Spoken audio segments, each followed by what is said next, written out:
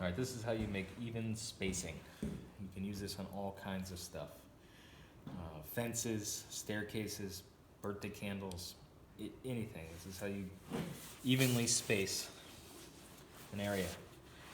I've got these two starred pieces, and we're going to call these posts, and we're going to call these pickets. We're going to pretend we're making a picket fence. It seems easy. I got 5 pickets. I got 2 posts. And you think you would just divide the space. You know what? I got 6 spaces. I'll just divide the measurement by 6. So I take the measurement, and I have 20 inches here. I divide it by 6. And then I install my pickets. And they look pretty good until you step back and look at them, and you see you got a big one on the end. That's almost 3 inches, and then you got 2 1/4 for the rest of them, and then you got 3 inches here.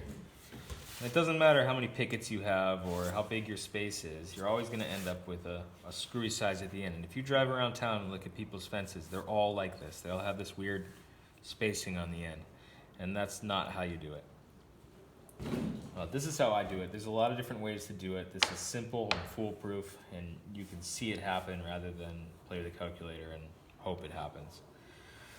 So again, it doesn't matter how big the space is between your posts. It doesn't matter how many pickets. You could have 3 pickets, you could have 500 pickets. This works no matter what the dimensioning is. You're gonna take all of your pickets. In my case, I have 5 pickets, and you slam them together, and you put them against one of your posts. Now,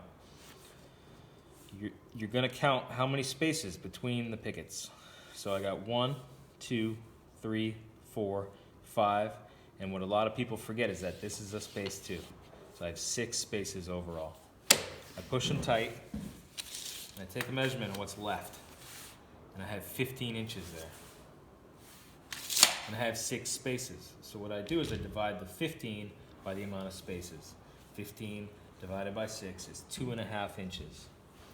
Now you can cut yourself a block to whatever you come out with. You can use a tape measure, it doesn't matter. I'm doing this because it's easy to show you on the camera. And you start installing your pickets. And what happens is you end up with perfect spacing, post to post. And that's the way it's supposed to look. And there you go, perfect spacing every single time. It's quick and easy. Now, if your posts aren't plumb, if they're out of level, so say the measurement at the top of the post is different than the measurement at the bottom of the post, you can do the exact same trick. You can stack up all your pieces, and then you can measure the top and the bottom, and you end up with 2 different measurements, and you just write top on this block and bottom on the other block, and it will fan the pickets perfectly every single time, and it works like a charm, and you can't even see that you're out of plumb. You don't end up with like a weird trapezoid on one end. It's a good trick.